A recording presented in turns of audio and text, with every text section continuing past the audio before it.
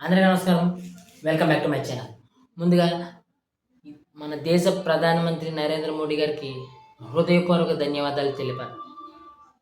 ఆడెవడో గొట్టంగాడు మన భారతదేశం లోపలికి వచ్చి ఏప్రిల్ 22 మధ్యాహ్నం 2:30 లేదా 3:30 మధ్యన కాశ్మీర్లోని పహల్గామ్లో మతం ప్రాతిపదికన హిందూ ముస్లింలను వేరు చేసి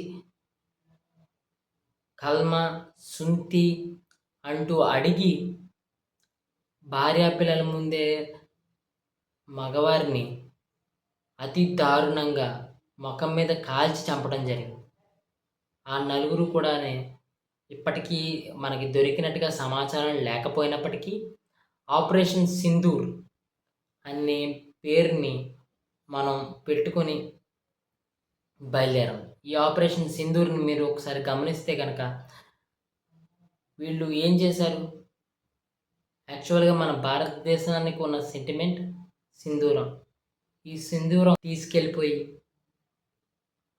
టెర్రరిస్టులు మనకి సవాల్ విసిరారు.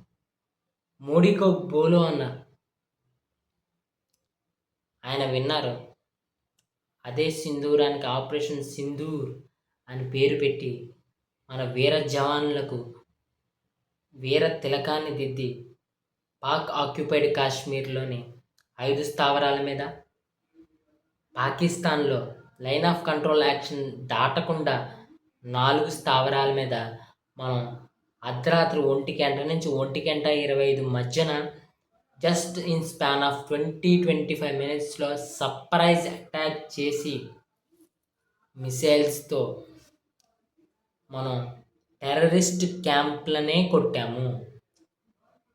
అండ్ మన విదేశాంగ మంత్రి గారు కూడా బ్రీఫింగ్ టైంలో క్లియర్గా చెప్పారు. వీళ్ళ మోటరస్ ఆపరెండా వచ్చి మన భారతదేశంలోనూ మరియు కాశ్మీర్లోనూ కమ్యూనల్ డిస్టర్బెన్సెస్ తీసుకొద్దామని. అది మీ తరం కాదు.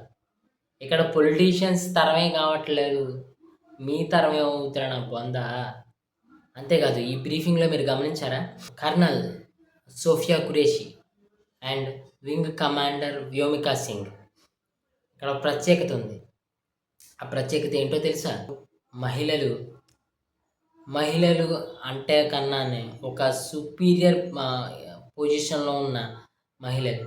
అంటే మన భారతదేశపు మహిళలు ఎంత గౌరవ స్థానంలో ఉంటారో అని మనం పాకిస్తాన్కి చూపించాం. ఎందుకంటే మన మహిళలను కించపరిచారు ఒక రకంగా. అలాగే మీ దేశపు పొజిషన్ కూడా ఒకసారి చూసుకోండి. మీ దేశపు మహిళలను మీరు ఎలా చూస్తారో అని వేలెత్తి కూడా చూసుకోరా అని. అండ్ ఉన్న అఫీషియల్ ఇన్ఫర్మేషన్ కాకపోయినా ఇన్ఫర్మేషన్ ప్రకారం వీరిరువురు కూడా ఈ మిషన్లో పాల్గొన్నారండి. ఇఫ్ ఇట్ ఈస్ ట్రూ, మనకి ఈ ఆపరేషన్ సింధూర్ ఇప్పుడు ఇంకా కంటిన్యూ అవుతోంది. వీళ్ళకి ఇంకా బుద్ధి రాలేదు. వీళ్ళకి ఫుల్ ఫ్లెడ్జ్డ్ వార్ కావాలి. ఆ వార్ ఎందుకు కావాలని నేను వేరే వీడియోలో తెలియజేస్తాను. ఇప్పుడు వార్ రన్ అవుతోంది. ఈ వార్ కంప్లీట్ అయిన తర్వాత వీళ్ళు ఉన్నారా లేదా అని మనకి డెఫినెట్గా ఇంకొకసారి బ్రీఫింగ్ ఇస్తారు. మనం ఏ వెపన్స్ వాడాము, ఏంటి, ఎవరెవరు, లేకపోతే ఎంతమంది చనిపోవడం జరిగింది, ఎంతమంది సివిలియన్స్ని కోల్పోవడం జరిగింది అని అన్ని బ్రీఫింగ్స్ ఇస్తూ ఉంటారు. దాంట్లో మనకు డెఫినెట్గా తెలుస్తుంది. అండ్ ఇంకోటి మీరు తెలియాల్సింది ఏంటంటే, మనం ఈ స్ట్రైక్ చేసిన ఈ 9 ప్లేసెస్లో కూడా 26/11 టైంలో ఉన్న ట్రైనింగ్ క్యాంప్స్, అంటే అక్కడ ట్రైనింగ్ తీసుకుని వచ్చి మన దగ్గర టార్గెట్ చేసుకుని కొట్టిన వాళ్ళు, మసూద్ అజార్ వాడి ఫ్యామిలీ కోల్పోవడం జరిగింది, వాడి తమ్ముని కోల్పోవడం జరిగింది. వాడు చాలా పెద్ద పెద్ద టెర్రరిస్ట్ యాక్టివిటీస్ వెనకాల వాడే బాస్. అండ్ లష్కర్ ఎ తోయిబా, జైషే మహమ్మద్ ఇలాంటి పెద్ద టెర్రరిస్ట్ స్థావరాలను మనం కొట్టడం జరిగింది. ఇప్పటికీ కూడా ఈ యుద్ధం జరుగుతున్న ఈ సమయానికి కూడా మనం టార్గెట్ చేస్తుంది టెర్రరిస్ట్ స్థావరాలనే తప్ప అక్కడ ఉన్న జనావాసాన్ని కాదు.